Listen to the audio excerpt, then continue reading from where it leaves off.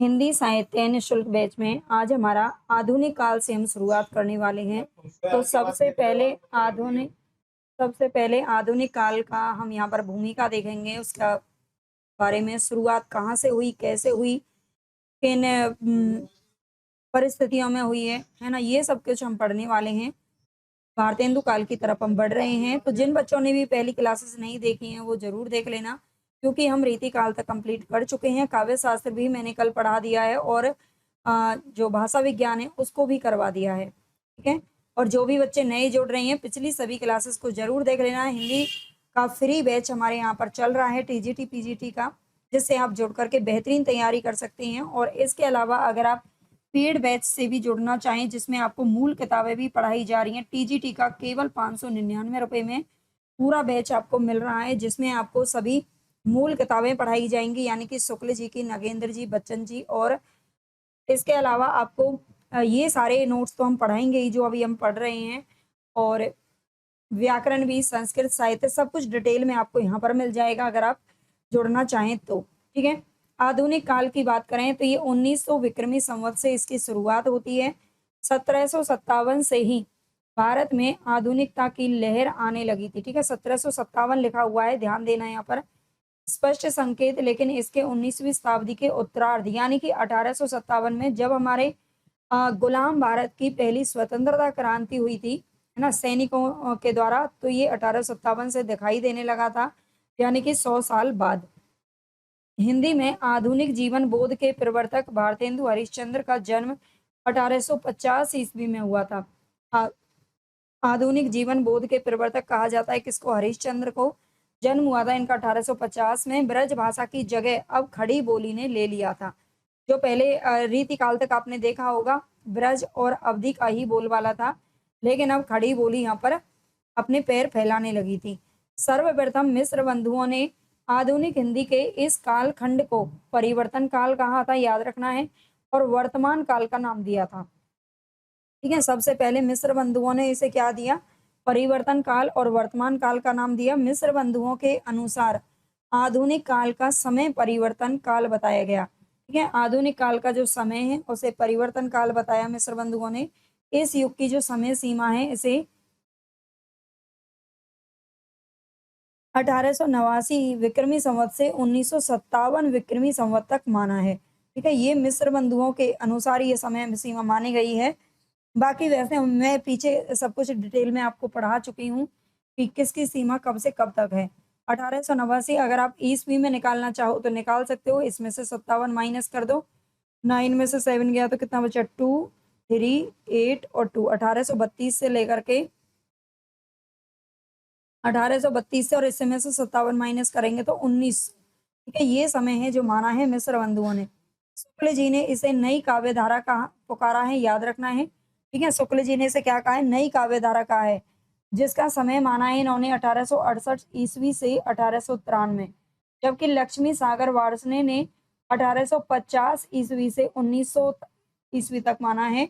लक्ष्मी सागर वार्ष्णेय का भी याद रख लेना, इन्होंने गारसादा तासी के ग्रंथ का हिंदी में अनुवाद किया था, ठीक है? काल विभाजन एवं नामकरण के बारे में देखें तो सर्वप्रथम शुक्ल जी ने इसे आधुनिक काल कहा था। गद्य काल की संज्ञा भी शुक्ल ने ही दी थी, याद रखना है, शुक्ल जी ने इसे गद्य काल की संज्ञा दी है। शुक्ल जी के अनुसार आधुनिक काल के दो खंड है, काव्य खंड और गद्य खंड। शुक्ल सीरीज भी हमारी चल रही है, तो जिसमें हम गद्य खंड को कंप्लीट कर चुके हैं, काव्य खंड बस थोड़ा सा रह गया है, ठीक है? काव्य खंड की दो धारा इन्होंने बताई है, नई काव्य धारा और पुरानी काव्य धारा। नई काव्य धारा में बताते हैं ये भारतेंदु द्विवेदी छायावाद में जो लोग ब्रज भाषा की रचनाएं लिख रहे थे, उनको नई काव्य धारा में जोड़ा गया है, और पुरानी काव्य धारा में उनको जोड़ा गया है जो आधुनिक काल से पहले, आधुनिक काल से पहले यानी कि भारतेंदु युग से भी पहले कुछ लोग इसमें इसी तर्ज पर रचनाएं कर रहे थे, ठीक है? ब्रज भाषा की रचनाएं जो कर रहे थे। नई काव्य धारा के भी 3 उत्थान बताए हैं, प्रथम, द्वितीय और तृतीय उत्थान, याद रखना है। इनकी रचनाओं का मूल्यांकन की बात करें तो समय देख लीजिए यहाँ पर। प्रथम उत्थान, प्रथम उत्थान भारतेंदु युग का कब से कब तक माना गया है? प्रथम उत्थान भारतेंदु युग को कहा जाता है, और इसका जो समय है ये माना है 1868 से 93, 1925 विक्रमी संवत से 1950 विक्रमी संवत, ठीक है, संवत और ईस्वी दोनों में याद रख लेना। द्वितीय उत्थान की बात करें तो इन्होंने द्विवेदी युग को माना है 1893 से 1918, ठीक है, 1950 से 1975 संवत। तृतीय उत्थान को इन्होंने छायावाद युग का नाम दिया है, जिसकी शुरुआत ही 1918 से मानी है, 1975 विक्रम संवत से आगे। डॉक्टर नगेंद्र ने काल विभाजन का आधार पत्रिका को बताया है, ठीक है, डॉक्टर नगेंद्र ने काल विभाजन का आधार क्या बताया है, पत्रिका को बताया। क्वेश्चन पूछा जा चुका है, याद रखना। ऐसा तो मुझे नहीं लगता कोई भी क्वेश्चन, कोई भी पॉइंट आपको ऐसा मिलेगा जो कभी नहीं पूछा गया हो, ठीक है।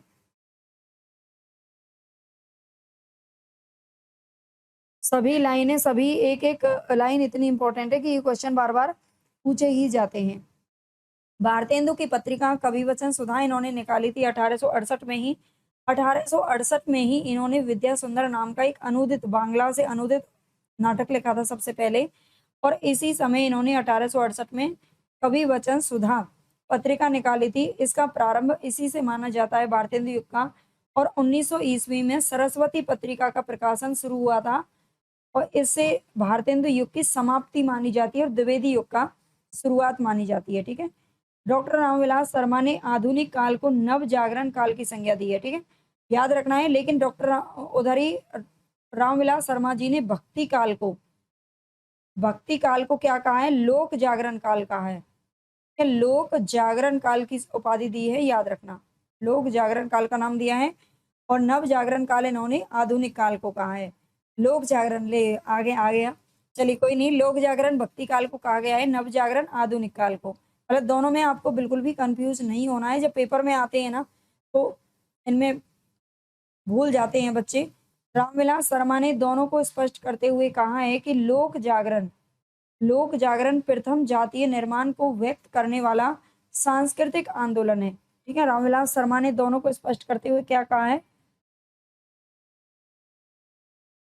कि लोक जागरण प्रथम जातीय निर्माण को व्यक्त करने वाला सांस्कृतिक आंदोलन है, जिसका मुख्य स्वर सामंत विरोधी तथा मानवतावादी है।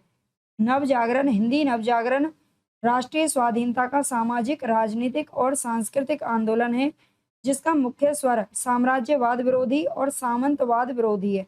संक्रांति काल या संधि काल भी ये कहलाता है, ठीक है।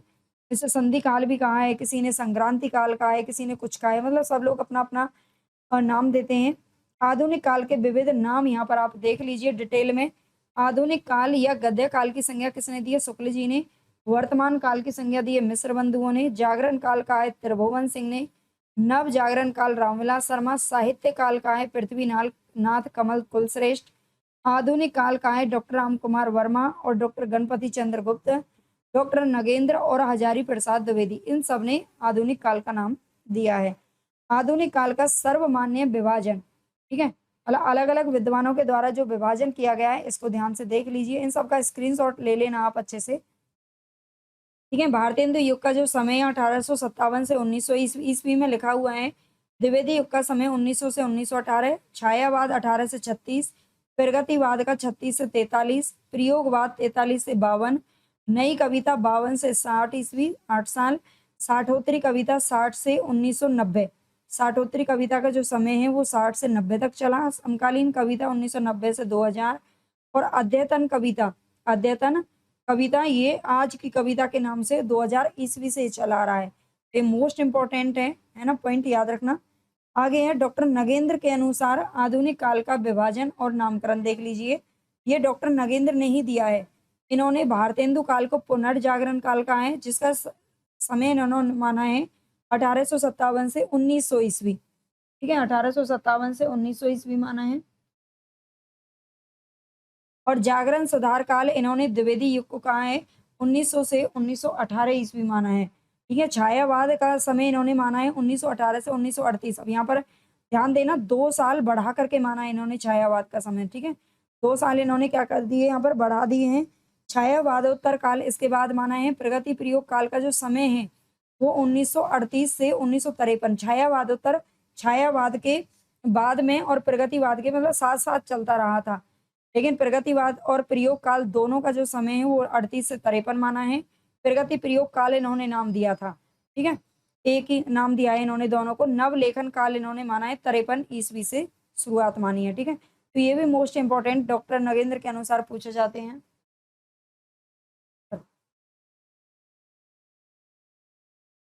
आगे देखते हैं आधुनिक काल के कुछ महत्वपूर्ण तथ्य। आधुनिक काल के कुछ महत्वपूर्ण तथ्यों में सबसे पहला जो नाम आता है वो है वॉरेन हेस्टिंगस का। ठीक है, वॉरेन हेस्टिंगस ये हमारे ये बंगाल के पहले गवर्नर जनरल थे, ये याद रखना है। ठीक है, वहाँ के गवर्नर थे ये, जो कि प्रथम मतलब प्रथम गवर्नर बनाए गए थे वॉरेन हेस्टिंगस द्वारा कोलकाता मदरसा 1780 ईस्वी में खोलना। इन्होंने सबसे पहले क्या किया था, कोलकाता में मदरसा खोला था 1780 ईस्वी में। रेजिमेंट द्वारा बनारस संस्कृत कॉलेज की स्थापना की गई 11 वर्ष बाद, यानी कि 1780 के 11 वर्ष बाद बनारस बनारस संस्कृत कॉलेज की स्थापना की गई 1751 में 91 में। ठीक है, इसकी नींव डाली गई और कंपनी के लिए सिविल सर्वेयर को अंग्रेजी में शिक्षा देने के लिए कोलकाता में फोर्ट विलियम कॉलेज की स्थापना हुई थी 1800 ईस्वी में, जिसके प्रथम प्राचार्य कौन थे, जॉन गिलक्राइस्ट थे। ठीक है, प्रथम प्रिंसिपल कौन थे, जॉन गिलक्राइस्ट थे, याद रखना है। फोर्ट विलियम कॉलेज की स्थापना भी कोलकाता में की गई थी, मतलब सबसे पहले जो इतना भी, क्योंकि कोलकाता हमारे देश की उस वक्त राजधानी थी, इसीलिए यहीं से ही शुरुआत होती है ज्यादातर चीजों की। आगे देखते हैं, यहाँ पर ये सारी चीजें आपको पॉइंट याद रखने पड़ेंगे। अगला है यहाँ पर सन 1674 ईस्वी में, 1674 ईस्वी में ईस्ट इंडिया कंपनी द्वारा मुंबई में छापे खाने की स्थापना हुई थी। एक सेकंड, 1674, समय सही है, ये गड़बड़ मत करना। ठीक है, 1674 में ईस्ट इंडिया कंपनी के द्वारा मुंबई में छापे खाने की स्थापना की। छापे खाने का अर्थ होता है प्रेस। छापे खाने का अर्थ क्या होता है, प्रेस होता है, जिसमें अखबार पत्रिका वगैरह छपती हैं। 18वीं शताब्दी में मद्रास कोलकाता हुगली मुंबई में छापे खाने की स्थापना हुई। ठीक है, मद्रास में मद्रास कोलकाता हुगली मुंबई में छापे खाने की स्थापना हुई। मद्रास में हुई थी, कोलकाता में हुई थी, है ना, याद रखना है, और मुंबई में हुई थी। ये अलग अलग जगहों पर छापे खाने की स्थापना की गई। सर्वप्रथम राजा राम मोहन राय ने 1821 ईस्वी में संवाद कौमुदी, ठीक है, संवाद कौमुदी एक साप्ताहिक बंगला पत्र का प्रकाशन प्रारंभ किया था।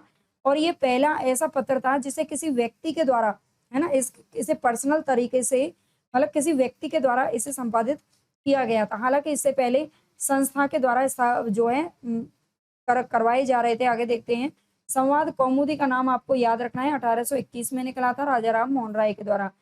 आगे है, हालांकि ये बताया जा रहा है कि ये तो व्यक्ति के द्वारा निकाला गया था, लेकिन हालांकि इससे पहले ही श्री रामपुर मिशन के तत्वावधान में 2 पत्र प्रकाशित हो रहे थे संस्था विशेष के द्वारा। ठीक है, किसी संस्था के द्वारा ये पत्र चल रहे थे, समाचार दर्पण और दिग्दर्शन, ये दोनों के नाम है। ठीक है, ये श्री रामपुर मिशन के तत्वावधान में चल रहे थे।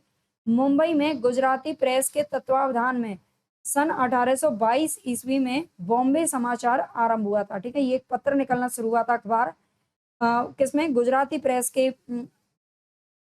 की देखरेख में बॉम्बे समाचार आरंभ हुए। ये आज भी दैनिक पत्र के रूप में निकलता है। इसके बाद अगर बात करें हम, तो भारत में जो पहला समाचार पत्र था, भारत में पहला समाचार पत्र था बंगाल गजट।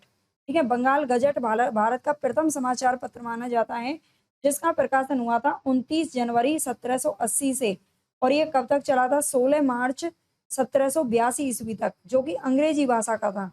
और इसके संपादक कौन थे, जेम्स ऑगस्टक हिक्की थे। ठीक है, जेम्स ऑगस्टक हिक्की के नाम से इनको जाना जाता है। और इनका समय 1780 से 82, यानी कि केवल 2 साल तक ये चला था। याद रखना है, 2 साल 2 महीने तक इसका संपादन होता रहा। राजा राम मोहन राय ने अपने साथी इनका एक साथी था द्वारका नाथ टैगोर और प्रसन्न नाथ टैगोर, इन दोनों के साथ मिलकर 1829 ईस्वी में बंगदूत नामक पत्र की नींव रखी थी। ठीक है, इन्होंने एक और पत्र निकाला।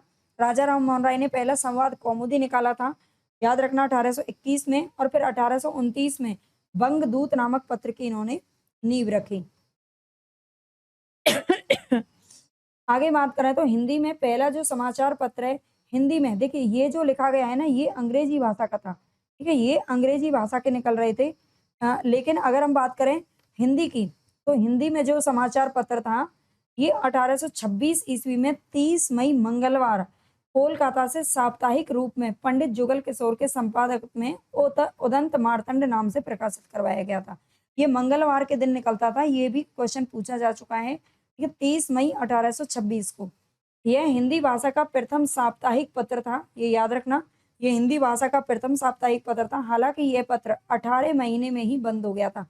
मतलब ये क्वेश्चन कभी-कभी सत्यासत्य में पूछ लिया जाता है कि ये 2 साल चला, 2.5 साल चला, 3 साल चला, लेकिन ये 18 महीने में, केवल 18 महीने में, यानी कि ये 1.5 साल के अंदर बंद हो गया था। पंडित जुगल किशोर उत्तर प्रदेश कानपुर के रहने वाले थे। इन्होंने कोलकाता से इसे प्रकाशित करवाया था। उदंत मार्तंड ने खड़ी बोली के लिए मध्य देशीय भाषा का प्रयोग किया था। ठीक है, अच्छे से याद रख लेना है। जो उदंत मार्तंड हमारा प्रथम हिंदी का समाचार पत्र था, हालांकि ये साप्ताहिक था, लेकिन इसके लिए, इसमें खड़ी बोली के लिए मध्य देशीय भाषा का प्रयोग किया गया। हिंदी का प्रथम दैनिक समाचार पत्र 1854 ईस्वी में श्याम सुंदर सेन के संपादन में निकला था। समाचार सुधा वर्षन के नाम से कोलकाता से निकलता था। ठीक है, ये दैनिक समाचार पत्र है जो कि डेली निकलता था। दैनिक का अर्थ क्या होता है? डेली जो निकलने वाला होता है, प्रतिदिन।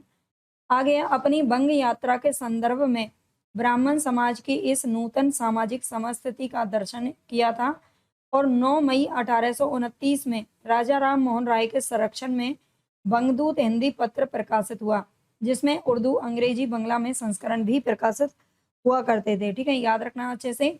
बंगदूत जो प्रकाशित हुआ था, ये केवल हिंदी में ही नहीं, उर्दू, अंग्रेजी, बंगला और हिंदी, ये सभी भाषाओं में निकलता था। भारतेंदु ने पहली बार अपनी मुकरियों के अंतर्गत, ध्यान देना है, मुकरी भारतेंदु जी ने भी लिखी थी। अमीर खुसरो तो प्रसिद्ध हैं ही पहेलियां और मुकरियां के लिए। मुकरियां, मुकरियां आप समझते हैं मुकट जाना। ठीक है, किसी बात को कह करके मुकट जाना, वो होती है मुकरियां। तो यहाँ पर मुकरियों के अंतर्गत ग्रेजुएट आदि हिंदी शब्दों के समसामयिक का बोध कराया। इस दृष्टि से 1868 ईस्वी में, ठीक है, 1868 ईस्वी में हिंदी साहित्य में आधुनिकता को व्यापक स्तर पर प्रतिष्ठित करने का प्रयास किया गया। ठीक है, इसी वर्ष कवि वचन सुधा नामक पत्र भी प्रकाशित हुआ था। ध्यान देना है, 1868 में ही भारतेंदु जी ने अपना सबसे प्रथम जो पत्र है वो निकाला था और सबसे पहले इन्होंने ये जो पत्र है ये भी निकाला था और नाटक भी अनुदित किया था। ठीक है, याद नहीं आ रहा है। आगे इस प्रकार अनेक निबंधों, आलोचना और कविताओं को प्रकाश के स्तर पर एक साथ प्रकाशित करने का अवसर निकला। ठीक है, इस प्रकार क्या हुआ कि अनेक निबंध, आलोचना और कविताओं को प्रकाश के स्तर पर एक साथ प्रकाशित करने का अवसर मिल गया था। 1868 ईस्वी में भारतेंदु ने विद्या सुंदर नामक नाटक का अनुवाद करके प्रकाशित करवाया और इसी वर्ष प्रथम बार, मतलब पहले बार, नए ढंग के थिएटर का जन्म हुआ था, जिसका नाम बनारस थिएटर रखा गया और जिसमें शेक्सपियर का नाटक एज यू लाइक इट का मंचन हुआ था। ठीक है, ध्यान देना है, बनारस थिएटर ये पहली बार नए ढंग का थिएटर था जिसको स्थापित किया गया। और एज यू लाइक इट ये शेक्सपियर का नाटक है जिसका मंचन इसमें हुआ था पहली बार। लेकिन ये ध्यान देना है कि as you like it same to same तो ये इंग्लिश में तो मंचन होगा नहीं, तो इसे ब्रज भाषा में ब्रह्मजाल नाम से अनुदित किया गया था। ठीक है, और किसने किया था? प्रयाग के रतन चंद्र नामक महोदय ने। ध्यान देना है, जब ये बनारस थिएटर में इसका मंचन हो पाया था। भारतेंदु के परवर्ती काल में प्राय काव्य के भाषागत माध्यम को लेकर एक विशिष्ट आंदोलन खड़ा हो गया। तब भारतेंदु हरिश्चंद्र ने कवि वचन सुधा के विशेषांक काल चक्र में लिखा कि हिंदी सन 1873 ईस्वी में नई चाल में ढली। ठीक है, हिंदी नई चाल में ढली, ये भारतेंदु जी ने कब कहा था? तो 1873 ईस्वी में कहा था और इसमें कहा था कालचक्र नामक अपनी पुस्तक में कहा था। भारतेंदु ने खड़ी बोली को साधु भाषा का नाम भी दिया था। ठीक है, भारतेंदु जी ने खड़ी बोली को साधु भाषा का नाम दिया है। ध्यान देना, हिंदी साहित्य में गद्य का उद्भव एवं विकास। तो गद्य का उद्भव और विकास देखेंगे। तीसरी शताब्दी में आचार्य भरत मुनि द्वारा लोक भाषा के लिए देश भाषा शब्द का प्रयोग किया गया था। ठीक है, लोक भाषा के लिए देश भाषा शब्द का प्रयोग किया गया। गद्य के पहले प्रमाण आदिकाल में ही दिखाई देते हैं। ठीक है, गद्य के पहले प्रमाण कहाँ दिखाई दे जाते हैं? आदिकाल में। और आदिकाल में ही रोड़ा कवि ने, आप जानते हैं, एक रचना लिखी थी राउल वेल, और राउल वेल जो था ये गद्य पद्य में मिश्रित चंपू काव्य लिखा गया था। ठीक है, ये चंपू काव्य था जिसमें गद्य और पद्य दोनों को मिश्रित करके लिखा गया। आदिकाल में ज्योतिरीश्वर ठाकुर के द्वारा लिखित वर्ण रत्नाकर को मैथिली हिंदी गद्य का प्रथम ग्रंथ माना जाता है।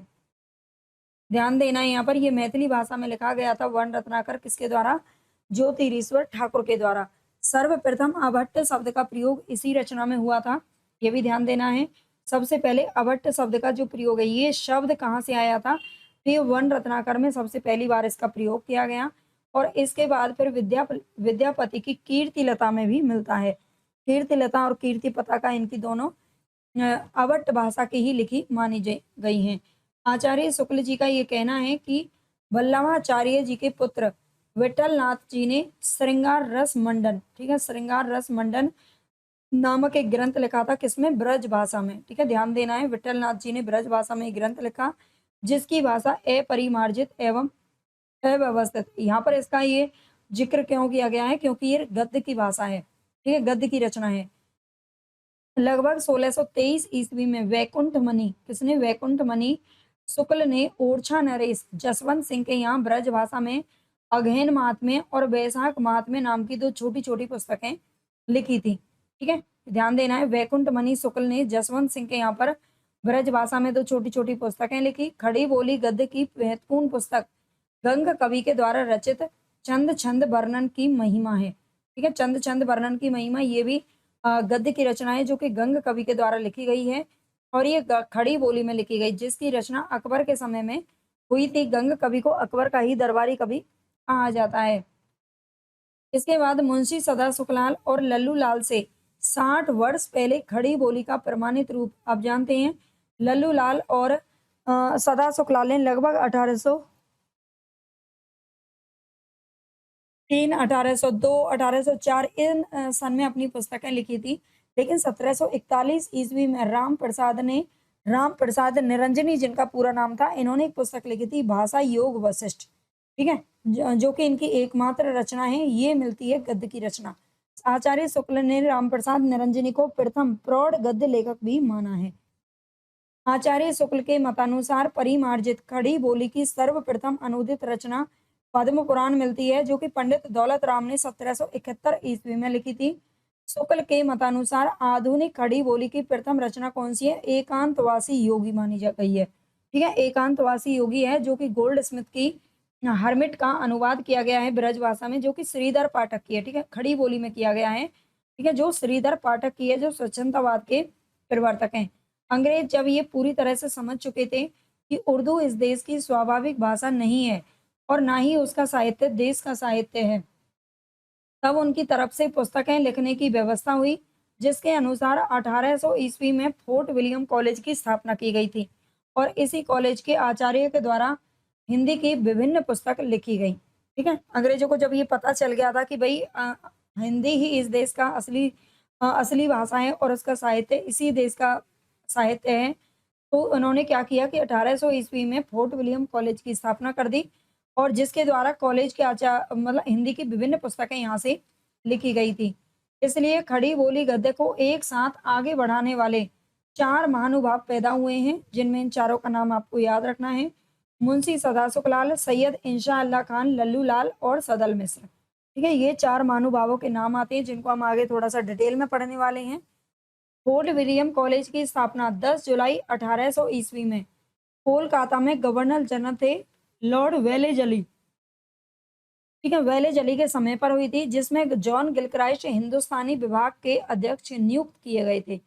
अच्छे से ध्यान देना है यहाँ पर कि इसमें जॉन गिलक्राइस्ट जो थे ये हिंदुस्तानी विभाग के अध्यक्ष नियुक्त किए गए थे। लॉर्ड वेलेजली के द्वारा इसकी स्थापना की गई थी। सबसे पहला नाम यहाँ पर आता है सदा सुखलाल का, जो कि 1746 से लेकर 1824 तक इनका जीवन काल है। इन्होंने एक पुस्तक लिखी थी मुंतक बुत्त बारिक, ठीक है, मुंतक बुत्त बारिक नाम की इन्होंने पुस्तक लिखी और दूसरी इनकी पुस्तक मिलती है सुख सागर। तो दोनों को देखते हैं थोड़ा सा। इसमें इन्होंने अपनी संक्षिप्त जीवनी लिखी, ठीक है, मुंतक बुत्त बारिक में इन्होंने अपनी संक्षिप्त जीवनी लिखी, जिससे ये पता चलता है कि ये चुनार यानी कि मिर्जापुर में कंपनी के अधीन अच्छे पद पर कार्यरत थे, ठीक है, कंपनी के अधीन थे लेकिन अच्छे पद पर थे और 65 वर्ष की आयु में नौकरी छोड़कर प्रयाग चले गए थे और शेष आयु फिर इन्होंने हरि भजन में बिताई। सुख सागर जो इन्होंने दूसरी पुस्तक लिखी है, ये भागवत पुराण के 10वें स्कंद को आधार बना करके लिखी गई है, ठीक है, भागवत पुराण के 10वें स्कंद को ये आधार बनाकर लिखा गया है। आगे है संस्कृत मिश्रित हिंदू को उर्दू वाले जो भाषा उर्दू वाले विद्वान थे, वो उसको भाका कहा करते थे। ठीक है, याद रखना है। संस्कृत मिश्रित जो उर्दू थी, हिंदी थी, संस्कृत मिश्रित हिंदी, इसे क्या कहा करते थे? उर्दू वाले लोग भाका कहा करते थे, जिसका चलन उर्दू के कारण कम होते देख मुंशी सदाशिवलाल ने इस प्रकार खेद प्रकट किया। इन्होंने कहा था कि रस्म रिवाज भाका का दुनिया से उठ गया। ठीक है, रस्म रिवाज भाका का दुनिया से उठ गया, ये इन्होंने कहा है। इंशाअल्लाह खान अगला नाम यहाँ पर आता है। इंशाअल्लाह खान का दूसरा, ये 1752 में जन्म हुआ और 1817 ईस्वी तक रहे। इन्होंने उदयभान चरित या रानी केतकी की कहानी, एक ही पुस्तक है, दोनों ध्यान देना है, यहाँ लिखा हुआ है। तो उदयभान चरित ही नाम है रानी केतकी की कहानी का, और ये 1803 के आसपास मतलब लगभग लिखी गई थी। इन्होंने इस कहानी को 3 प्रकार के शब्दों से मुक्त रखने की प्रतिज्ञा ली। क्वेश्चन पूछे जा चुके हैं सारे के सारे, है ना, ये बार-बार क्वेश्चन पूछा जाता है। तो इन्होंने बाहर की बोली यानी कि अरबी, फारसी, तुर्की जो इस तरह की भाषाएँ हैं, उनका ये प्रयोग नहीं करेंगे। इसमें उर्दू भी शामिल है, ध्यान देना। गवारी भाषा इन्होंने कहा था, ब्रज और अवधी, इसका भी प्रयोग नहीं करेंगे। और भाकापन यानी कि संस्कृत के शब्दों का भी मेल ये नहीं रखेंगे। ठीक है, संस्कृत के शब्दों का भी मेल नहीं रखेंगे। 3 प्रकार के शब्दों से मुक्त रखने की प्रतिज्ञा की थी अपनी रचना को, और इन्होंने किया भी है। ठीक है, श्याम सुंदर दास ने इसे ही हिंदी की पहली कहानी माना है। रानी केतकी की कहानी को श्याम सुंदर दास जी क्या मानते हैं? पहली कहानी मानते हैं। अगला नाम यहाँ पर आता है तीसरा, लल्लू लाल जी का। इनका जन्म हुआ था 1763 में और 1825 में इनकी मृत्यु होती है। जॉन गिलक्राइस्ट के आदेश से इन्होंने खड़ी बोली गद्य में प्रेम सागर लिखा। ठीक है, कौन सी रचना लिखी है? प्रेम सागर, जिसमें भागवत के 10वें स्कंद से कथा वर्णित की गई है। सुख सागर में भी भागवत के 10वें स्कंद से वर्णित की गई है, और प्रेम सागर में भी। इनकी एक और पुस्तक मिलती है दूसरी, जिसका नाम है लाल चंद्रिका। ठीक है, लाल चंद्रिका ये बिहारी सप्तई की टीका है। बिहारी सप्तई पे आप जानते हैं आज तक सबसे ज्यादा टीकाएं लिखी गई हैं बिहारी जी की जो रचनाएं हैं, और इस पर टीका किसने लिखी है? तो ये लाल चंद्रिका नाम से लल्लू लाल ने लिखी है। इसके अलावा सिंहासन बत्तीसी, बेताल पच्चीसी, शकुंतला नाटक और माधोलाल, ये चारों रचनाएं उर्दू में लिखी गई हैं। इन्होंने अपना निजी प्रेस कलकत्ता में खोला था, ध्यान देना है, जिसका नाम इन्होंने संस्कृत प्रेस रखा था, जबकि ये संस्कृत नहीं जानते थे। ठीक है, ये संस्कृत नहीं जानते थे। अगला नाम यहाँ पर आता है सदल मिश्र का। 1767 से 1847 तक ये जीवित रहे, और जॉन गिलक्राइस्ट की प्रेरणा से ही नासिकेतोपाख्यान की रचना इन्होंने की थी। ठीक है, सदल मिश्र ने नासिकेतोपाख्यान की रचना की जॉन गिलक्राइस्ट की प्रेरणा से ही। इसका दूसरा नाम चंद्रावती भी है। इसका दूसरा नाम क्या है? चंद्रावती भी है। 1803 ईस्वी में इन्होंने लिखी थी। अन्य रचना इनकी रामचरित नाम से मिलती है, जो कि 1806 में लिखी गई। गद्य की एक साथ परंपरा चलाने वाले उपर्युक्त चारों लेखकों में से आधुनिक हिंदी का आभास मुंशी सदाशुकलाल और सदल मिश्र की भाषा में ही मिलता है। ये शुक्ल जी ने कहा है कि इन चारों में से मुंशी सदाशुकलाल और सदल मिश्र की भाषा में क्या मिलता है? आधुनिक हिंदी का आभास मिलता है। इसके अतिरिक्त सितारे हिंद, इनका जो जीवन है वो 1823 से 1895 ईस्वी के बीच में रहा है। शिक्षा विभाग के इंस्पेक्टर पद पर नियुक्त, और उस समय सभी विभागों पर मुसलमानों का पुरजोर था। ठीक है, शिक्षा विभाग जो उस समय था, उसके इंस्पेक्टर पद पर या फिर उस समय सभी विभागों पर मुसलमानों का पुरजोर था। जैसा कि अभी हमने पिछली क्लास में भी पढ़ा था कि उस समय जो उर्दू थी उसका बोलबाला था भारतेंदु युग से पहले। है, जो अंग्रेज थे या फिर जो बहुत सारे विद्वान थे, वो उर्दू को ही राजभाषा बनाने के लिए या फिर उसी का प्रयोग करने पर बल दे रहे थे, है ना। तो इनके मन में भाकापन का डर बराबर बना रहता था। जो राजा से प्रसाद सितारे हिंद है, इनके मन में भाकापन का डर बना रहता था। भाका में हिंदुओं की कथा वार्ता आदि कहते सुन वे हिंदी को गवारू बोली भी कहते थे। ये भाका में हिंदुओं की कथा वार्ता को सुन करके ये हिंदी को गवारी बोली भी कहते थे। ये क्वेश्चन पूछा जाता है कि जो राजा से प्रसाद सितारे हिंद है, इन्होंने हिंदी को क्या कहा है? तो गवारू बोली कहा है। ठीक है, गवारू बोली क्यों कहा है? क्योंकि भाका में हिंदुओं की कथा वार्ता को सुन करके इन्होंने ऐसा कहा था। ठीक है, और ये शिक्षा विभाग के इंस्पेक्टर पद पर नियुक्त थे, ये भी ध्यान रखना है। ठीक है, और बाकी के जो पद हैं, वो जो विभाग थे, उन पर ज्यादातर मुसलमानों का फिर जोर था। भारतेंदु जी इन्हें अपना गुरु मानते थे, ये ध्यान रखना है। हिंदी का जो गुरु है वो भारतेंदु जी ने किसको माना है? तो ये अपना सॉरी ये साहित्य गुरु किसको माना है? तो ये भारतेंदु जी ने शिव प्रसाद सितारे हिंद को माना है। बनारस अखबार जो 1845 ईस्वी में निकलता था, ये इस साप्ताहिक पत्रिका का संपादन इसके माध्यम से हिंदी का प्रचार-प्रसार किया था। राजा शिव प्रसाद सितारे हिंद ने जो बनारस अखबार निकलता था, उससे क्या किया है? हिंदी का प्रचार-प्रसार किया और ये 1845 ईस्वी में ये पत्र निकलता था, ये ध्यान रखना है। हिंदी प्रदेश से निकलने वाला प्रथम हिंदी अखबार था। हिंदी प्रदेश से निकलने वाला यानी कि बनारस से ही निकलता था बनारस अखबार और ये हिंदी प्रदेश से निकलने वाला प्रथम हिंदी अखबार था, ये भी ध्यान रखना है। ये उर्दू, फारसी युक्त खिचड़ी हिंदी के समर्थक माने जाते हैं। जो शिव प्रसाद सितारे हिंद ने ये जो हिंदुस्तानी है यानी कि उर्दू और फारसी से युक्त जो हिंदी है, उसको क्या मानते हैं? उसी के समर्थक माने जाते हैं। इनकी रचनाएँ कौन-सी हैं? शिव प्रसाद सितारे हिंद की तो राजा भोज का सपना, मानव धर्मासार इसकी भाषा संस्कृत अधिक है, आलसियों का कोड़ा, इतिहास तिमिर नाशक, सवान-ए-उमरी ये इनकी आत्मकथा का नाम है। ठीक है? शिव प्रसाद सितारे हिंद की आत्मकथा का नाम है सवान-ए-उमरी इसको याद रखना। सरकार द्वारा 1870 ईस्वी में सितारे हिंद की उपाधि दी गई और 1874 ईस्वी में राजा की उपाधि से नवाजा गया था। ठीक है, सितारे हिंद को राजा की उपाधि कब दी गई थी? तो 1874 ईस्वी में दी गई थी। दूसरा जो नाम आता है ये है राजा लक्ष्मण सिंह का। राजा लक्ष्मण सिंह 1826 से 1896 ईस्वी तक रहे थे। ठीक है, और हिंदी को हिंदी संस्कृति के अनुकूल संस्कृत निष्ठ बनाने की चेष्टा की। हिंदी को हिंदी संस्कृति के अनुकूल अगर हम बात करें हिंदुस्तानी यानी उर्दू हिंदी उर्दू मिश्रित का जो हिंदी उर्दू मिश्रित बोली पर जो ध्यान जोर दिया है वो किसने दिया है? शिव प्रसाद गेट गेट लगा देना बाहर से। शिव प्रसाद सितारे हिंद ने दिया है और संस्कृत निष्ठ हिंदी के प्रयोग पर बल किसने दिया है? तो राजा लक्ष्मण सिंह ने दिया है। इन्होंने आगरा से प्रजा हितैषी नामक पत्र भी निकाला था, ये ध्यान रखना। लक्ष्मण सिंह ने आगरा से प्रजा हितैषी नामक पत्र निकाला 1863 ईस्वी में। 1863 ईस्वी में ही कालिदास की अमर कृति अभिज्ञान शाकुंतलम ये इनका नाटक था कालिदास का, उसका खड़ी बोली हिंदी में अनुवाद किया था शकुंतला नाटक नाम से। किसने? राजा लक्ष्मण सिंह ने। और मेघदूत का ब्रज भाषा में किया था। ठीक है, मेघदूत और अभिज्ञान शाकुंतलम दोनों ही कालिदास की रचनाएं हैं और दोनों का अनुवाद किया है किसने? राजा लक्ष्मण सिंह ने।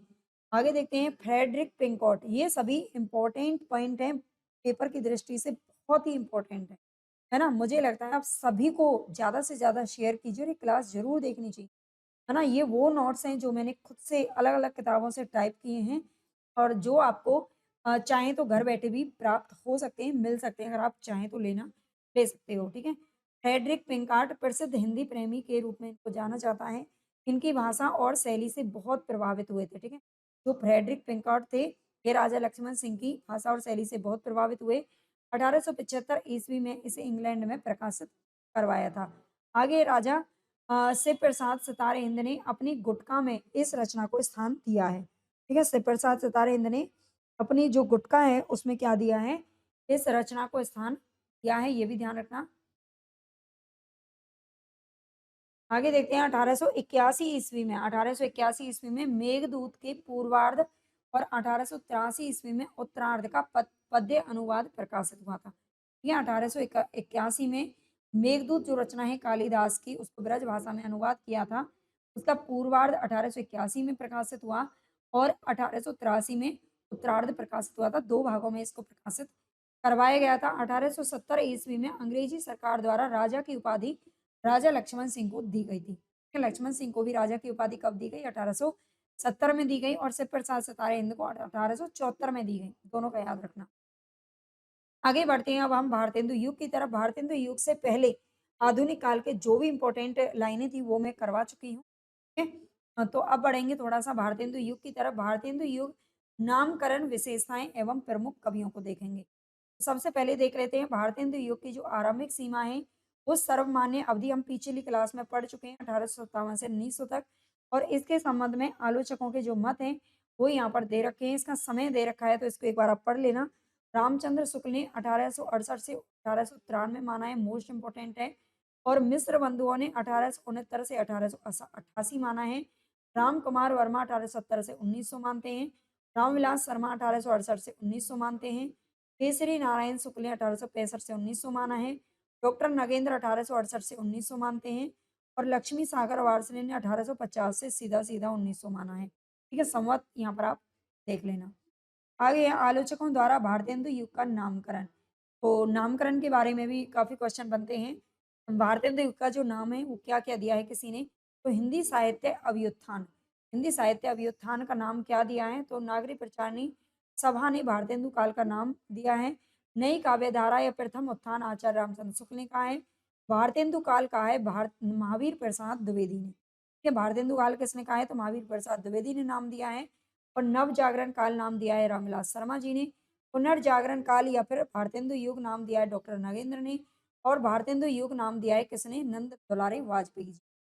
भारतेंदु मंडल के कवि, यहाँ से भी एक क्वेश्चन आपका हमेशा बनता है, कौन-सा कवि है जो भारतेंदु मंडल में शामिल नहीं है? किस तरह से प्रश्न बनते हैं? तो जो इम्पोर्टेंट है 4-5 उनको तो आप याद कर ही लेते हो, लेकिन यहाँ पर सभी को देखना बहुत ज़रूरी है। तो भारतेंदु मंडल में बाबा सुमेर सिंह का नाम आता है, साहबजादे राधाचरण गोस्वामी, बद्री नारायण चौधरी प्रेमघन, राधा कृष्ण दास, सुधाकर द्विवेदी और लाला श्रीनिवास दास, अंबिका दत्त व्यास, ठाकुर जगमोहन सिंह, रामकृष्ण वर्मा, बलवीर रामकृष्ण देव शरण गोप, लाला सीताराम, दामोदर शास्त्री सप्रे, विनायक राव, नवनीत चौबे, मुंशी देवी प्रसाद, बाबू तोताराम का नाम आता है, बाल मुकुंद गुप्त, ऋषिकेश का नाम आता है, गोविंद गिल्ला भाई, पंजी सुत चेलो, सूर्यमल मिश्र, भटनागर गोपाल दास, दयाल दास, सज्जन सिंह, गणेश पुरी, कविराज श्यामल दास, मुरारी दीन का नाम आता है जो कि राजस्थान से संबंधित थे, है ना। और इसके अलावा बाराहट बाल बख्श का नाम आता है, रामदयाल कविया, प्रताप नारायण मिश्र, भारतेंदु काल के मुख्य कवि। तो ये भारतेंदु मंडल के कवि हैं, हालाँकि इन सबको तो हमें नहीं पढ़ना है, लेकिन भारतेंदु मंडल में ज़रूर इनका नाम याद कर लें। वैसे जो इम्पोर्टेंट हैं, उसमें हम राधाचरण गोस्वामी को पढ़ते हैं, बद्रीनारायण चौधरी प्रेमघन को पढ़ते हैं, राधा कृष्ण दास को पढ़ते हैं, सुधाकर द्विवेदी को भी मैंने तो नोट्स में रखा हुआ है, बाकी बहुत सारी किताबों में आपको नहीं मिलते। अंबिका दत्त व्यास, लाला श्रीनिवास दास को भी पढ़ेंगे और जगमोहन सिंह पढ़ेंगे। इसके बाद हम पढ़ेंगे भाई गोविंद गिल्ला भाई को भी थोड़ा बहुत मैंने रखा है ना? बाबू तोताराम, बाल मुकुंद गुप्त है और इसके अलावा है प्रताप नारायण मिश्र।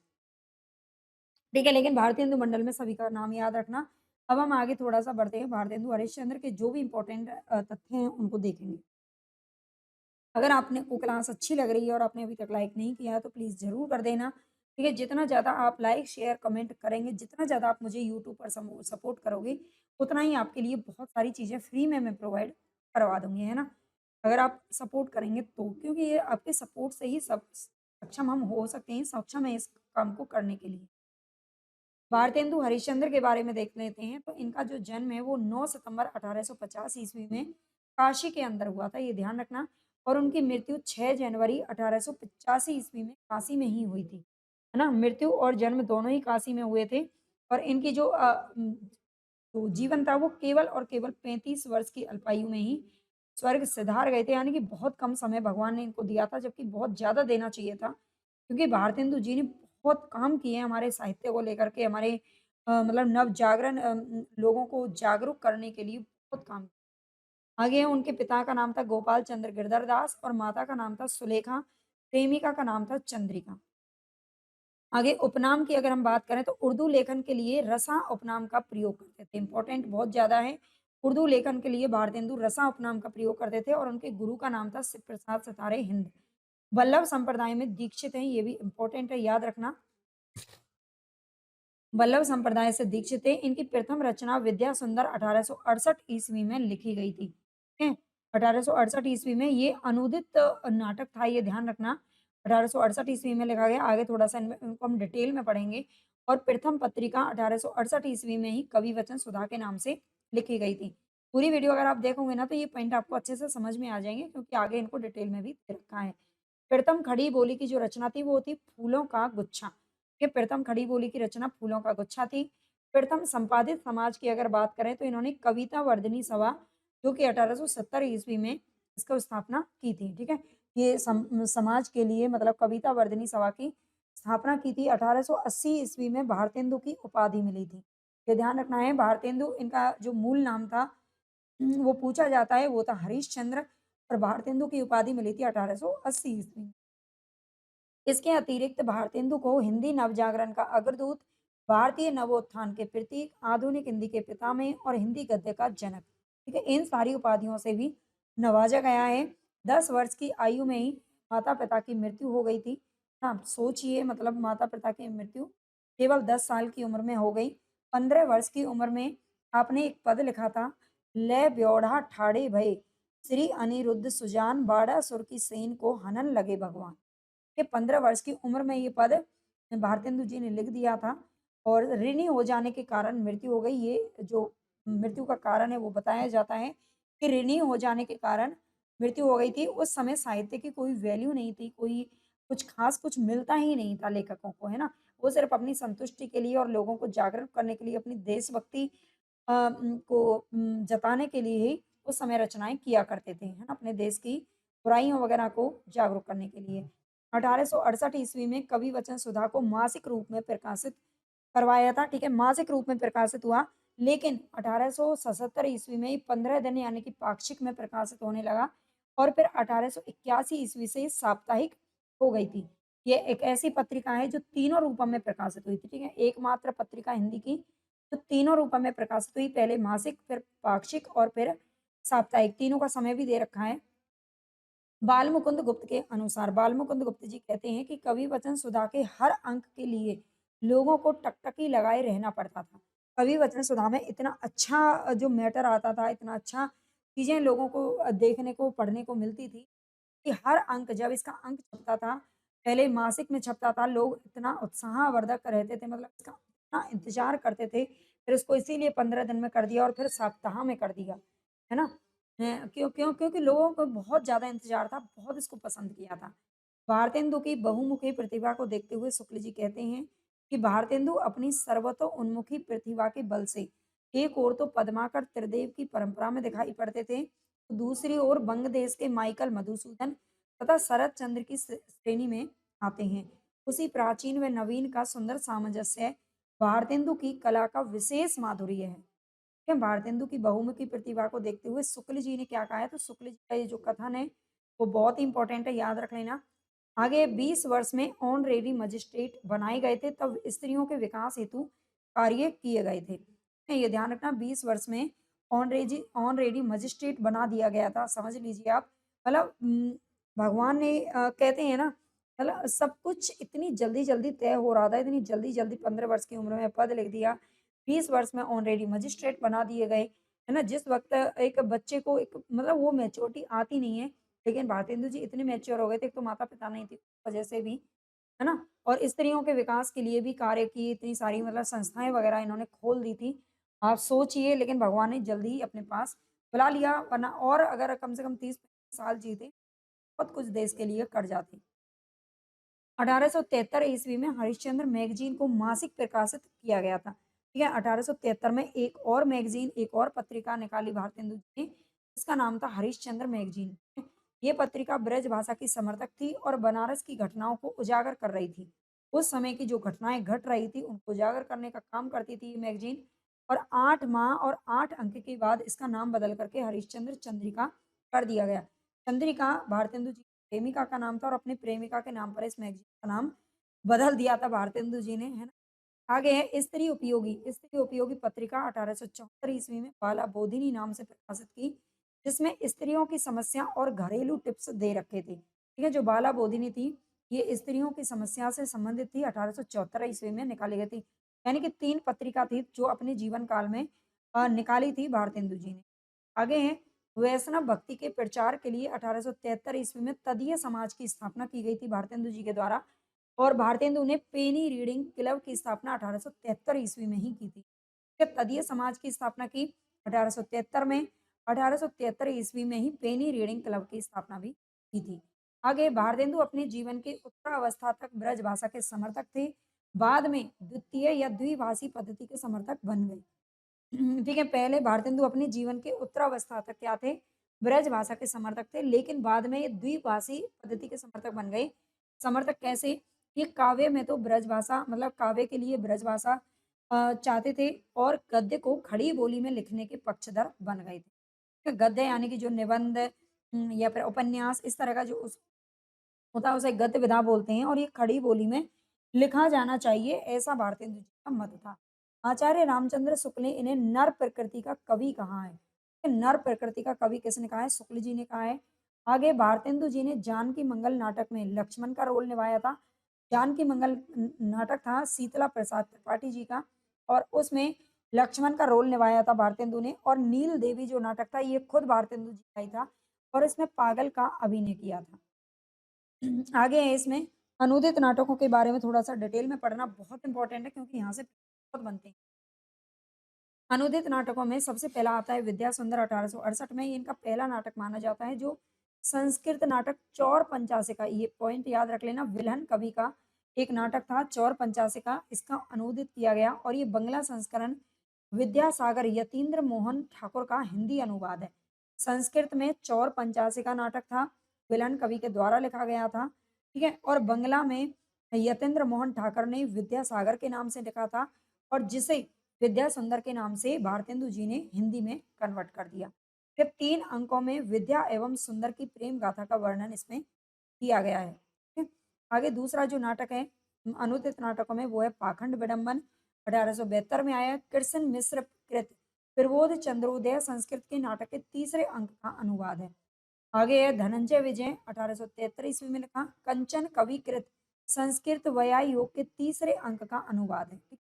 ये ये नोट्स आप मतलब अगर कहीं-कहीं बहुत सारी बुक्स में नहीं पढ़ने को मिलता है, लेकिन कई बार इस सारी बुक्स का निचोड़ है, इसलिए यहाँ पर इतना डिटेल में दे रखा है। अगर आप टीजीटी, पीजीटी में सिलेक्शन लेना चाहते हो, यूजीसी नेट निकालना चाहते हो, तो आपको थोड़ा इतना ही डीप पढ़ना पड़ेगा, है ना? उसी के लिए क्लासेस मेरी स्पेशली चल रही हैं, या यूजीसी नेट या फिर टीजीटी के लिए, है ना? मैं आपको डीपली पढ़ा रही हूँ। अगर आप एमसीक्यू करते हैं, तो बहुत अच्छी बात है, करते ही है ना? बहुत सारे करवाएँ, आप चाहें तो देख लेना। लेकिन यहाँ पर डीपली पढ़ना बहुत ज़रूरी है ना? ये सब तो आप जानते होंगे लेकिन इम्पोर्टेंट है, इनके आधार विषय आजकल पेपर में वही पूछे जाते हैं। अगर आप ये नोट्स लेना चाहते हो ना तो ई-बुक के रूप में भी आपको मिल जाएँगे ऐप पर। ये पूरी पीडीएफ आप पढ़ सकते हो शुरू से लेकर लास्ट तक। कर्पूर मंजरी और इसमें काव्य शास्त्र भी शामिल है।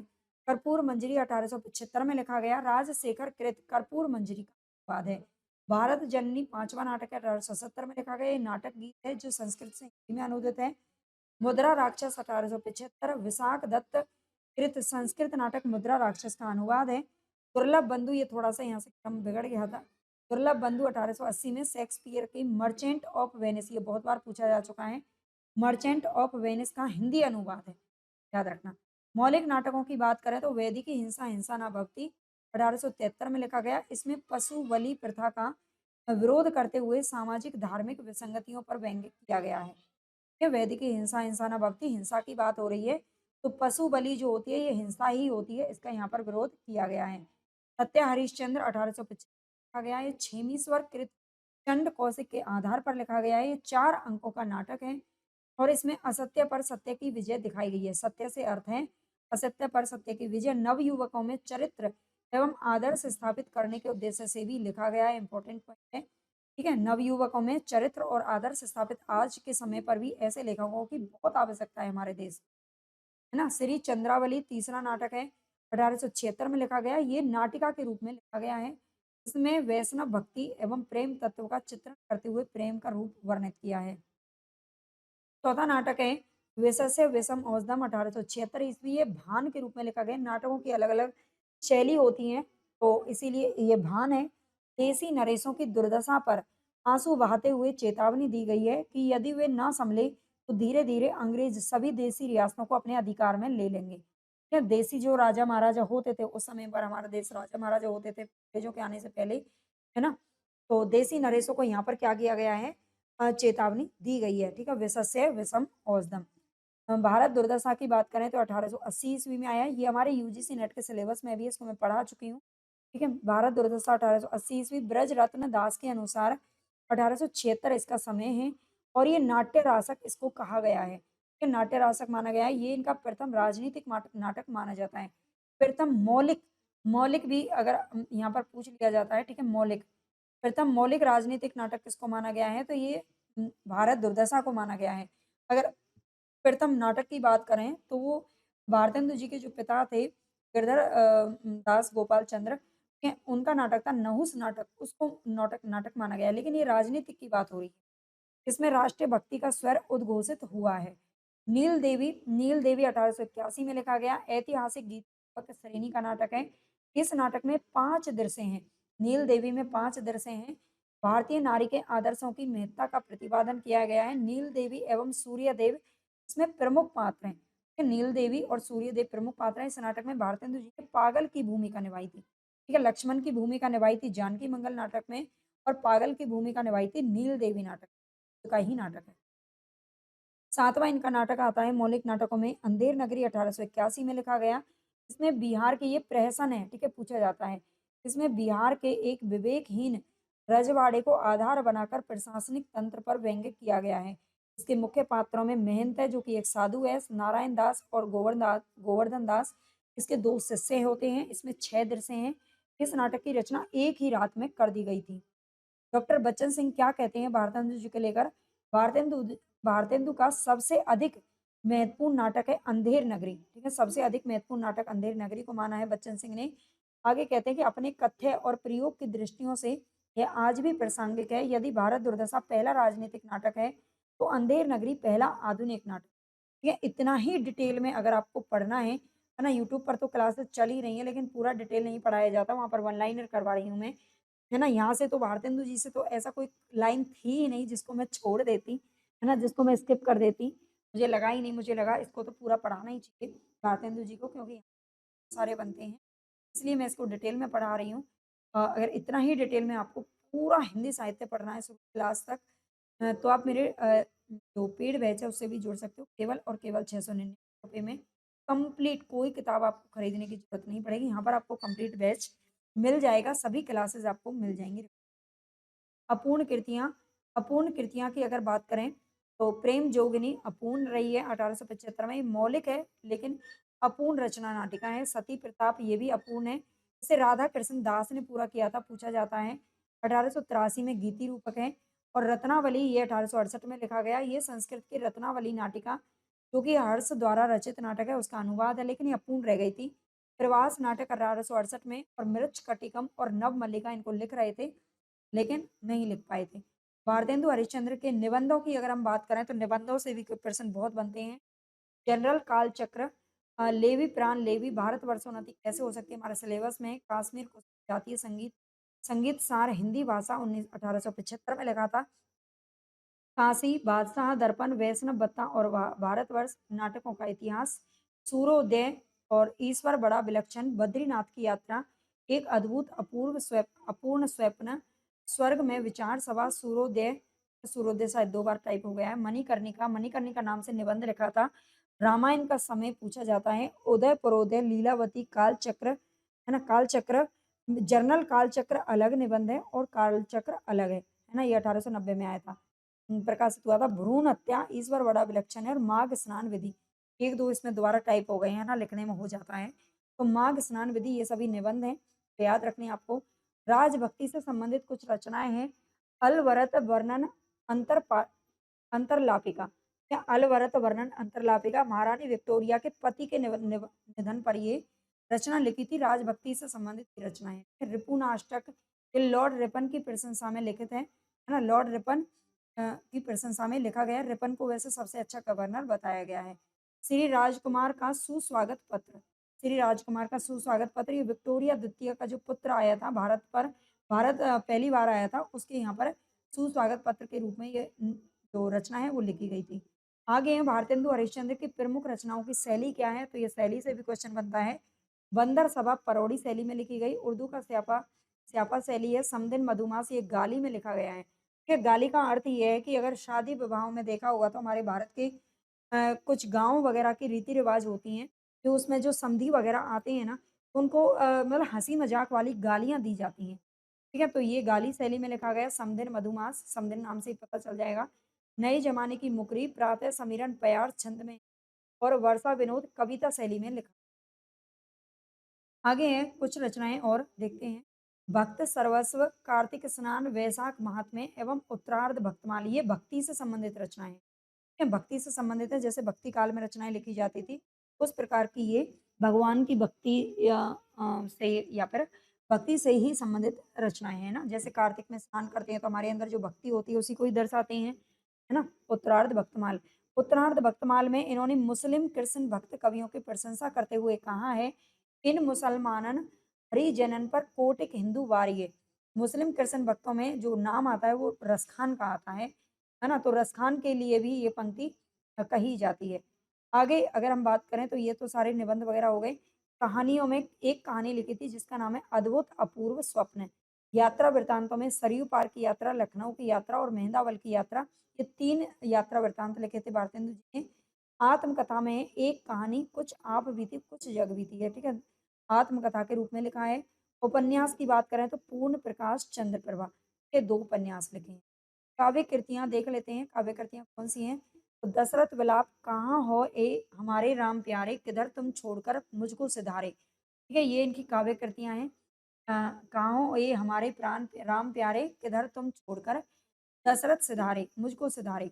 ये दशरथ विलाप की एक पंक्ति यहाँ पर दे रखी है। फूलों का गुच्छा, ये खड़ी बोली की रचनाएँ हैं। ठीक है? खड़ी फूलों का गुच्छा 1882 में आया था। अच्छा, जो दशरथ विलाप है और फूलों का गुच्छा, ये दोनों की दोनों रचनाएँ खड़ी बोली में लिखी गई। तीसरी जो काव्य कृति है वो है प्रबोधिनी 1874 लिखी गई। बाला बोधिनी नाम से एक पत्रिका निकाली थी 1874 में ही, और प्रबोधिनी नाम से काव्य लिखा थी काव्य रचना। बंदर सभा 1879 में लिखी गई, हास्य व्यंग्य संबंधी रचना है। उक्त दोनों रचनाओं से विदेशी वस्तुओं के बहिष्कार की प्रेरणा मिलती है। प्रबोधिनी और बंदर सभा दोनों विदेशी वस्तुओं के बहिष्कार की प्रेरणा देते हैं। भक्ति सर्वस्व 1870 ईस्वी, कार्तिक स्नान 1872 ईस्वी, वैशाख मास में 1872 ईस्वी। उक्त तीनों रचनाएं भक्ति भाव से उत्प्रोत है, परंपरा अनुरूप सांप्रदायिक पुष्ट मार्गीय रचनाएं हैं। प्रेम मालिका, प्रेम सरोवर, ये 2 रचनाएं और मिलती हैं 1871 और 1873 में। बकरी विलाप 1874 ईस्वी, धर्म और स्वर्ग के नाम पर हिंसात्मक जो बकरा बलि दी जाती है उस पर बकरी का विलाप नामक ये रचना है। आगे है प्रेम माधुरी 1875, गीत गोविंदानंद 1877-78, इसका समय आता है। होली, वर्षा विनोद का समय आप देख लेना। विनय प्रेम 50, मधु मुकुल, विजयनी, विजय वैजंती, प्रेम फुलवारी, नई जमाने की मुकरी, जातीय संगीत और रिपूना अष्टक। अष्टक आप जानते हैं राजभक्ति से संबंधित। इनके कुछ प्रमुख तथ्य और देख लेते हैं, है ना? जैसे मुझे लगा ना कि मुझे कोई कुछ स्किप नहीं करना चाहिए क्योंकि आपके लिए इम्पोर्टेंट है, वैसे ही आप भी थोड़ा-सा वैल्यू समझिए क्लास की, है ना? आप भी पूरी क्लास ज़रूर देखा करो, ना तो स्पीड में देखिए और ना ही स्किप करके देखिए। भले ही आपको ये चीज़ें पहले आती हों, फिर भी रिवीजन के तौर पर इनको ज़रूर देखिए, है ना? बहुत सारे नए पॉइंट मिल जाते हैं आपको हर क्लास में। नहीं मिलते हैं तो भी बताइए। प्रमुख तथ्य विजयनी विजय वैजयंती जो निबंध काव्य है, इसमें मिस्र में भारतीय सेना द्वारा विजय प्राप्ति की गाथा का वर्णन है। ठीक है, विजयनी विजय वैजयंती में मिस्र में भारतीय सेना द्वारा विजय प्राप्ति की गाथा का वर्णन है। ये आधार विषय पूछे जाते हैं। प्रबोधिनी ये निबंध काव्य है, इसमें विदेशी वस्तु, ये निबंध काव्य क्यों लिखा हुआ है? कि वैसे तो काव्य है, काव्य रचना है, लेकिन ये निबंध शैली में लिखी गई। ठीक है? मतलब पद्य छंद में नहीं है, निबंध शैली में। प्रबोधिनी में विदेशी वस्तुओं की त्याग की प्रेरणा है। प्रातः समीरण में प्रकृति रचना है ये, जो बांग्ला भाषा के प्यार छंद का प्रयोग हिंदी में किया गया है। प्यार छंद राष्ट्रीय भावना और संस्कृति चित्रण के लिए सुलभ होता है। आगे है नए जमाने की मुकरी, इसमें कुछ शब्दों की जगह नए शब्दों का प्रयोग किया गया है। इसमें सामाजिक, राजनीतिक, धार्मिक विसंगतियों पर व्यंग्य किया गया है। भारतेंदु ने नारद भक्ति सूत्र का जो अनुवाद है तर्दीय सर्वस्व नाम से किया है। यह रचना वैष्णव धर्म के मूल तथ्यों को स्पष्ट करती है।